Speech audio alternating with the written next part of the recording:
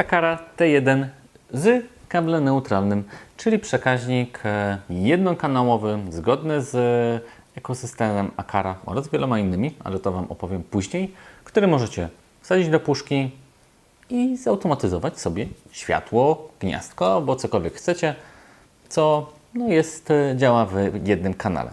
Więc zapraszam Was do dzisiejszej recenzji Akara T1.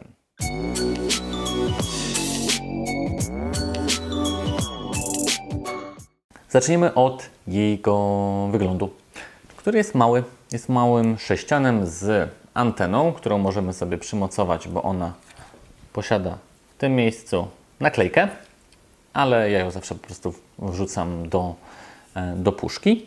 Jest on zdecydowanie mniejszy niż jego poprzednik, czyli Akara Relay, który miałem u siebie, który nie mieścił się do żadnej puszki, bo był dla puszek kwadratowych, a ja nie mam żadnych puszek kwadratowych, bo nie mieszkam w Chinach, tylko na Śląsku. A ten tutaj przekaźnik spokojnie zmieści się do głębokiej puszki, zmieści się do puszki z kieszenią, do płytkiej też się zmieści, ale wtedy się włącznik nie zmieści. Więc będziecie musieli podjąć ciężką decyzję, więc raczej rekomenduję minimum głębokie puszki. Ten włącznik działa na tej zasadzie, że musimy podpiąć do niego fazę 0, kabel neutralny, no i kable do włącznika, ale to o tym Wam opowiem trochę przy samym montażu. Jeżeli chodzi o wygląd mi się podoba, jest taki biało-szary, ale wygląd się nie musi tutaj podobać, bo i tak wsadzicie go do puszki, zakryjecie włącznikiem i powinniście o nim zapomnieć, bo to jest ten sprzęt, który powinniście po prostu powinien działać w tle i nigdy nie powinniśmy o nim myśleć. Poza tym jeszcze posiada w tym miejscu przycisk do parowania, aczkolwiek możemy też wymusić parowanie za pomocą bodajże 5 szybkich włączeń światła. Więc teraz przejdźmy do montażu.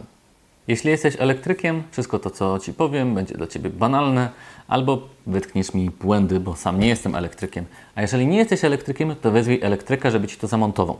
Bo bawimy się prądem i mimo, że to jest naprawdę proste podłączenie, to nadal prąd to prąd, a prąd może zabić.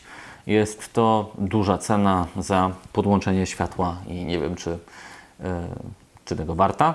No, chociaż w sumie uwielbiam smartfon, więc kto wie. To byłaby nawet ciekawa śmierć. Dobra, nieważne.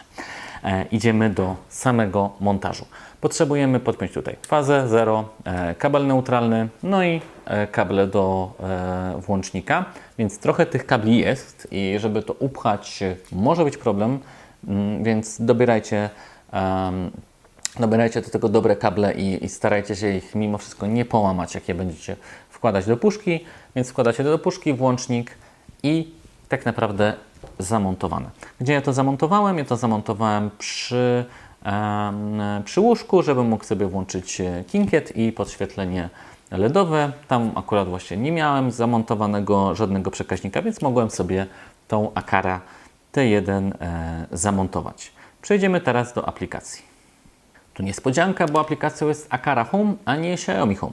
Jeżeli myśleliście, że pokażę Wam, jak ten włącznik, jak ten przekaźnik działa w ekosystemie Xiaomi Home, to mam dla Was niestety złe wieści. Akara odchodzi od Xiaomi. Jeżeli widzieliście moje pozostałe filmy, na przykład recenzję M1S, M2, no to wiecie, że no niestety, ale Akara odchodzi od ekosystemu Xiaomi i te włączniki podłączycie wyłącznie przez region chiński, więc mało kto ma bramkę M1S w regionie chińskim. Ja akurat posiadam, ale to dlatego, że dostałem ją na testy prawie rok temu, tak naprawdę.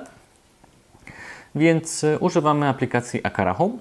W jaki sposób dodajemy swój przekaźnik? To jest banalne. Musimy mieć bramkę Akara M2, bo to jest przekaźnik, który działa po Zigbee, swoją drogą Zigbee 3.0, czyli po tym nowym protokole mniej energożernym.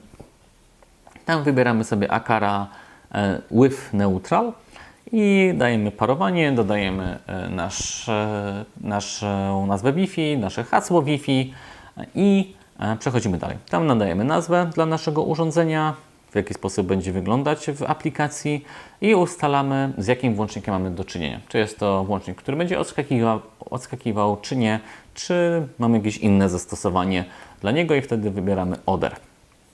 Co możemy zrobić w aplikacji? W aplikacji, poza oczywiście podniesieniem wersji tego urządzenia, możemy włączyć, wyłączyć światło. No, jest to jednokanałowy przekaźnik, więc mamy do czynienia tutaj tylko i wyłącznie z włączeniem jednego światła oraz możemy mierzyć zużycie prądu, więc to jest plus. I tak naprawdę tyle w samej aplikacji Aqara Home, ale Aqara bardzo lubi różnego rodzaju ekosystemy, więc teraz mogę Wam opowiedzieć o tych właśnie ekosystemach. Zacznijmy od HomeKit, którego ja używam nagminnie. A z HomeKitem tutaj mamy do czynienia z integracją natywną, czyli bardzo fajną, bo po prostu gdy dodacie to urządzenie do bramki i macie bramkę dodaną w HomeKit, to po chwili przekaźnik się tam pojawi jako włącznik światła. Możecie też ustawić ikonę jako zwykłe światło, to już jest dowolnie jak chcecie i tam już zaczyna się magia, bo możecie go dodać do swoich scen, do swoich automatyzacji. Ja, tak jak Wam wspominałem, to miałem dwa. Jeden do kinkietu, drugi tam do podświetlenia LEDowego, więc ten do kinkietu automatyzowałem sobie razem ze sceną dobranoc, czyli gdy już było zbyt późno, czy tam po prostu już szedłem spać, no to on automatycznie je gasił po prostu dla mnie. Więc tutaj ja go wykorzystywałem w ten sposób. No i oczywiście mamy tutaj pełną możliwość scen, automatyzacji. Możemy ustalać, żeby to było w jakichś konkretnych porach dnia, żeby to było w momencie, kiedy ktoś opuszcza nasz dom. Wszystko to, co dzieje się z HomeKit. Od kiedy Aqara opuściła, czy to powiedzmy jest w trakcie opuszczania ekosystemu Xiaomi, to o wiele lepiej dogaduje się z Googlem i z Google Home. Kiedyś musieliśmy dodawać ją poprzez Aqara US i to tak naprawdę nie działało. Teraz mamy normalnie Aqara Europe i te urządzenia się pojawiają, można nimi sterować, można je dodawać do naszych rutyn, wywoływać z poziomu asystenta, więc wszystko to działa i bardzo fajnie. Więc na pewno też zaleta dla Google Home. Aqara również działa z Alexą. Nie testowałem, ale z tego co czytałem, to bez problemu dodacie ją również do tego ekosystemu. To czas podsumować to maleństwo i powiedzieć sobie, czy warto.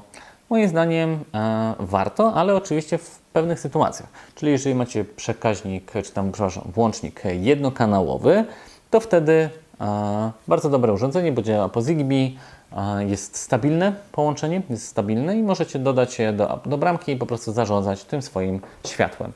Z mojej strony, z tych przekaźników, z którymi miałem do czynienia, to zdecydowanie jeden z fajniejszych. Cieszę się, że Aqara go zminiaturyzowała, żeby mógł się spokojnie zmieścić do puszki.